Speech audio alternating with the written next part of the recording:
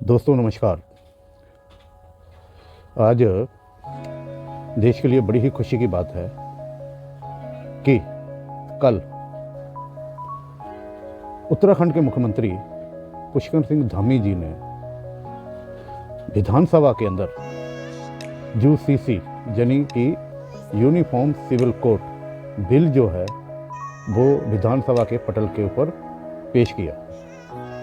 और ये इतनी खुशी की बात है कि अगर हम देखें तो एक्चुअल में पिछले 75 साल की आज़ादी के बाद देश में पहली बार हिंदुस्तान की सरकार जो है, हिंदुस्तान की स्टेट जो है वो उत्तराखंड बनने जा रही है। जो डॉक्टर भीमराव अंबेडकर जी का संविधान था, उस कानून के तहत जो स्टेट पहली बार आने वाली है वो है उत्तराखंड।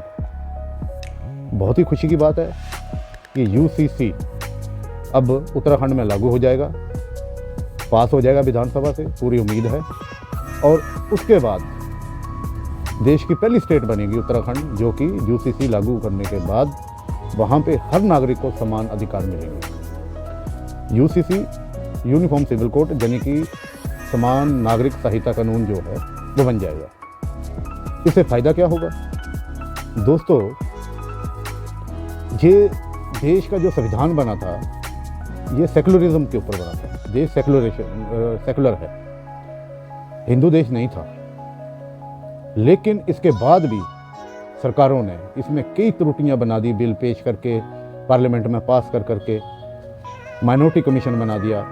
जबकि ये देश अगर सेकुलर था तो यहाँ पे बाकी जितने भी लोग रहते हैं किसी भी धर्म से हों, उनके लिए अलग अलग कानून। दोस्तों मोटे तौर पे इस कानून में क्या बदलाव आएगा?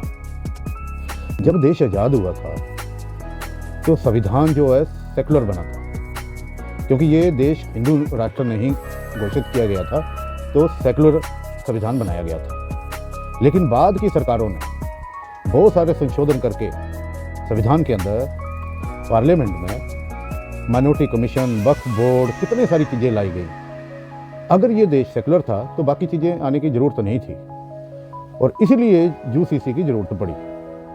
अभी फ़र्क ये पड़ेगा कि अगर लड़की 18 साल से कम है, चाहे वो किसी भी रिलीजन की हो, किसी भी धर्म की हो, उसकी शादी 18 साल से पहले नहीं हो सकती। लड़के की उम्र 21 साल। अगर तलाक नहीं हुआ तो इनमें से कोई भी शादी दूसरी नहीं कर सकता।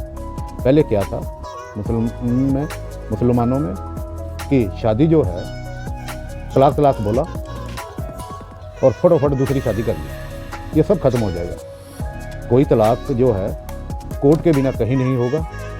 तलाक के लिए कोर्ट में ही जाना पड़ेगा, किसी भी रिलीजियस का हो, और तलाक के बगैर दूसरी शादी वो कर नहीं सकता। अगली बात, लिव इन रिलेशन में अगर रह रहा है, अगर वो बालिग नहीं है तो माँ बाप की परमिशन के साथ गवर्नमेंट से भी परमिशन लेनी पड़ेगी कि हम लिव इन रिलेशन में रह रहे हैं। और अगर उन्होंने लिव इन रिलेशन ख़त्म किया तो भी गवर्नमेंट को इन्फॉर्म करना पड़ेगा। लिव इन रिलेशन के दौरान अगर कोई बच्चा होता है तो उसे पूरे हक मिलेंगे जो कि माँ बाप के द्वारा दिए जाते हैं। इसके अलावा और भी बहुत सारे प्रावधान हैं। लड़की को माँ बाप की जायदाद में, प्रॉपर्टी में बराबर का हिस्सेदार माना गया है।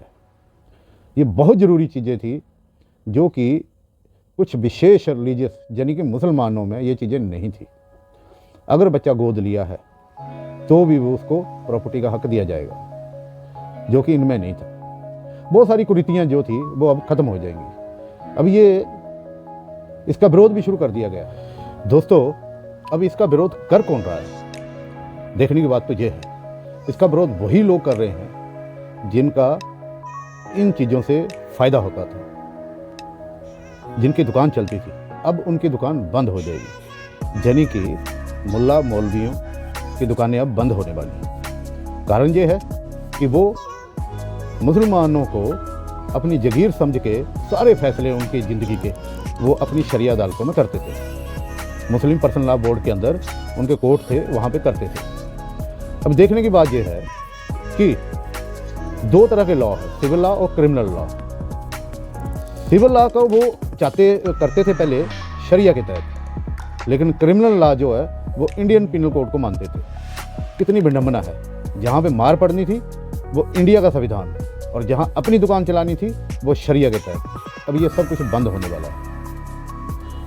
इस लॉ के आने से ना कोई बौद्ध को प्रॉब्लम है, ना कोई जैन को प्रॉब्लम है, ना पारसी को प्रॉब्लम है, ना सिखों को कोई प्रॉब्लम आ रही है, सिर्फ इन्हीं को ही प्रॉब्लम आ रही है। इसीलिए ये लोग अभी विरोध करना शुरू कर दिए।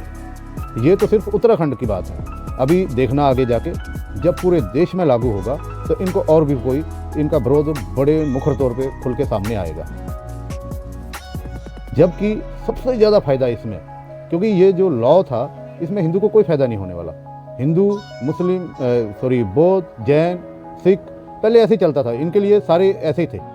सिर्फ मुसलमानों के लिए ये नया अपना लॉ बखरा किया हुआ था शरिया के तहत। लेकिन इसमें अभी सरकार कानून के तहत ये सारे आएंगे और सबसे ज़्यादा फ़ायदा मुस्लिम औरतों को होने वाला है।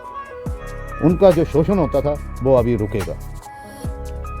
इसका फ़ायदा धीरे धीरे जब ये जानेंगे तो इनको भी लगेगा कि वाकई ही ये जो लॉ लेके आए हैं ये बहुत ही अच्छा है और देश के लिए है। और देश अगर चलाना है तो एक कानून, एक विधान और एक समाज इसी प्रकार से चलेगा और चलना भी चाहिए। तो मैं सेंट्रल गवर्नमेंट से भी रिक्वेस्ट करता हूँ कि जल्दी से जल्दी यूसीसी को सेंटर में भी लेके आए और पूरे देश में लागू करें, ताकि देश के बाकी जो तबके हैं जहाँ शोषण होता है उनको भी फ़ायदा मिले।